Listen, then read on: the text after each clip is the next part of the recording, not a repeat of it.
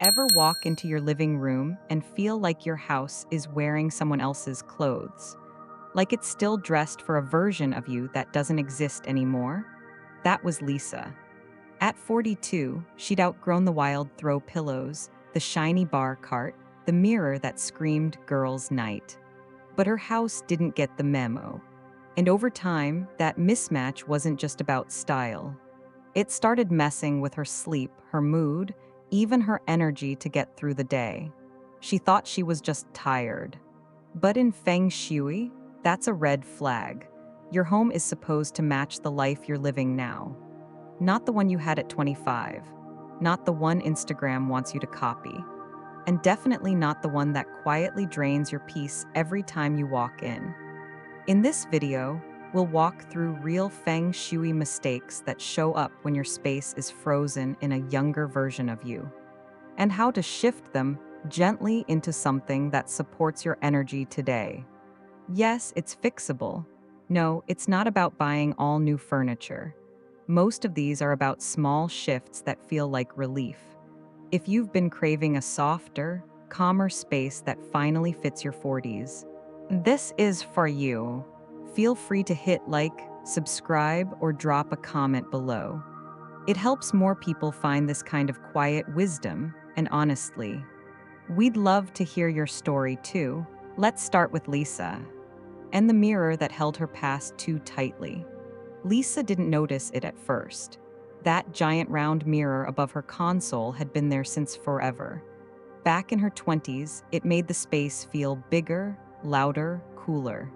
Like walking into a wine bar that always had music playing. But now, at 42, freshly divorced, new job, new hair, new mindset, that mirror, it just felt like walking into a version of her that never went to therapy. It sparkled, it reflected light, but it didn't reflect her. In Feng Shui, mirrors amplify whatever they face. They double the energy, the good and the bad. They can bring clarity, or keep chaos bouncing around your home like it's on repeat. Lisa's mirror was facing a wall cluttered with old photos, a side table that collected unopened mail, and her entryway, which always felt too busy. So guess what it did? It doubled the overwhelm. It reflected back energy she was trying to move away from. Instead of flow, she had echo. Instead of peace, she had noise. Lisa realized she wasn't decorating like a woman building her next chapter. She was still decorating like a girl trying to prove she was fun. That mirror held her 20s. The breakups, the hangovers, the bad ideas that looked good under party lights. And every time she saw her reflection, it wasn't her now looking back. It was her then, frozen in shiny glass, saying, "Don't grow up, just keep spinning." It was like keeping your high school yearbook on your coffee table. Cute at first, until you realize you're flipping through pages you've already outgrown. That mirror wasn't evil, it was just outdated. Like a ringtone from 2006 that still plays every time your phone rings. And every time Lisa walked by it, she felt off-key. Like her space was still clinging to a song she'd stopped dancing to. Lisa didn't read a book on Feng Shui. She just Googled, "Why does my house make me tired?" One night at 2 a.m., she landed on a blog by a Feng Shui coach who literally said, "If you've changed but your mirrors haven't, you're stuck in emotional echo." Boom! Next morning, Lisa took that mirror down. Didn't even wait for coffee. She took down the big mirror, wrapped it up, put it in storage. Replaced it with a calm, abstract canvas in soft earth tones. Moved the mail station to a closed drawer nearby. Lit a lavender candle and said, not even joking, "I don't need to reflect my past, I'm building my now." Energy shifted immediately. The hallway got quieter. Her mornings stopped feeling rushed. Her mood softened. She even started sleeping better and finally stopped dreaming about her ex. Funny thing is, Lisa didn't even buy anything new. She just took something loud off the wall. And somehow, the whole house started breathing better. It's wild how peace shows up. The moment we stopped decorating for who we were, it hit Lisa on a Thursday afternoon. She was watching TV, bowl of popcorn in hand, and glanced over at her sofa. There they were, the bright pink velvet throw pillows, the sequined one that spelled slay, the leopard print one she bought on clearance during a wine-fueled Target run in 2012. And suddenly, her whole couch felt like it belonged to a bachelorette party. That forgot to leave 10 years ago. She laughed, then she sighed. Then she realized maybe it wasn't just the couch that felt tired. In Feng Shui, soft furnishings like pillows hold emotional residue. They're literally where we rest our heads.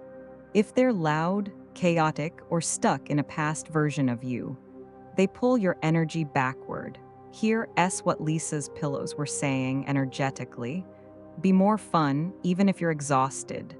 Look younger, even if it's not you anymore. Don't settle down, stay edgy. They weren't supporting her calm, they were shouting over it. And that's the thing with energy. You can't heal in a space that keeps performing who you're not. Lisa was still decorating like she needed to impress someone. Someone who might walk in, judge her vibe, and say, "Ooh, you're still fun." But at 42, her version of fun had changed. She craved mornings with tea and silence, not tequila and Spotify. She didn't need affirmation from a glittery pillow. She needed a space that didn't ask her to hustle for worthiness. And every time she sat on that couch, she felt like her living room didn't believe her transformation was real. It's like wearing shoes that used to be cute but now pinch your toes. They still look okay, but they don't fit the life you actually walk through. Those pillows weren't bad.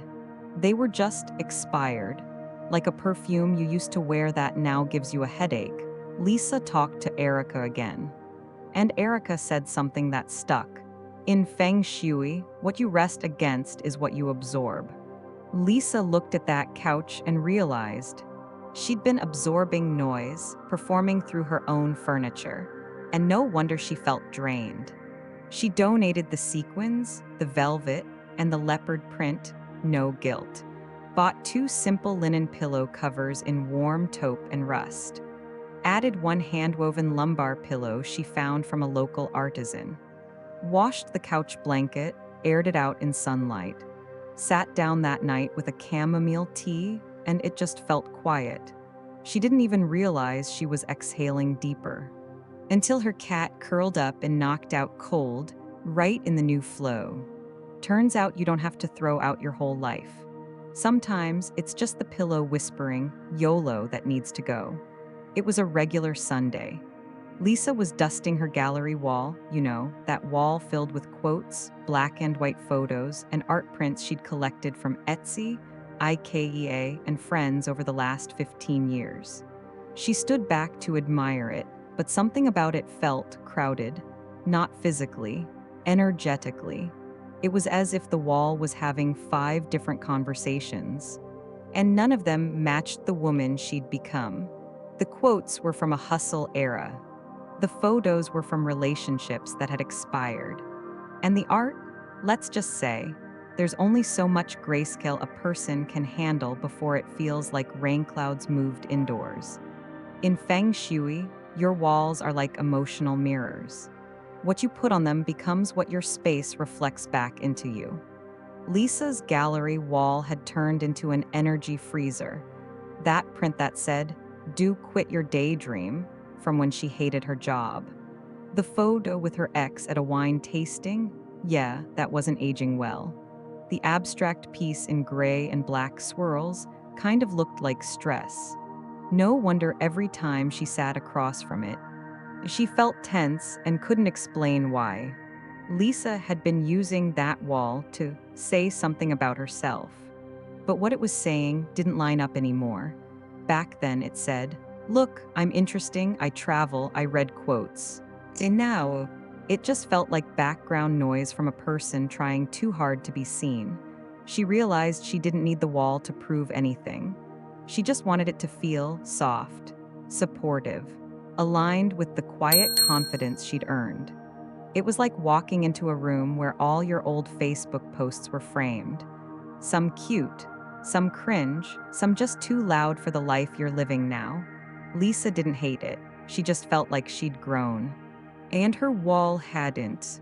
One night, scrolling YouTube with a glass of wine, Lisa stumbled on a Feng Shui designer breaking down how walls store emotional memory. Every time you glance at a visual, your nervous system reacts. So, if your walls are filled with noise, you'll stay on edge even when the house is quiet. That hit harder than it should have, especially with that one photo frame that kept falling slightly crooked.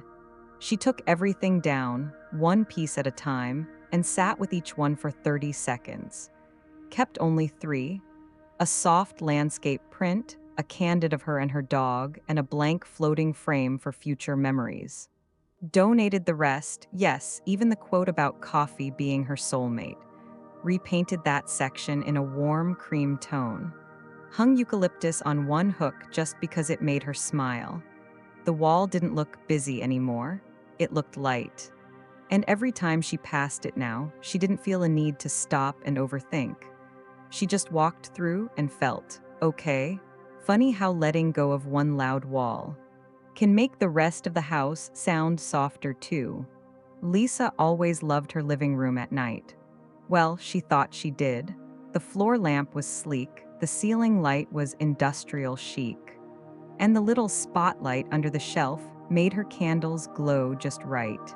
But every evening around 7 p.m., she'd start to feel tense, restless, eyes squinty, shoulders tight. She thought it was just the day catching up to her. Until one night the power went out, no lights. Just her, the dog, and 3 emergency candles. And for the first time in weeks, she felt calm, like her house finally exhaled. In Feng Shui, lighting is energy direction. It's not just about brightness, it's about vibe control.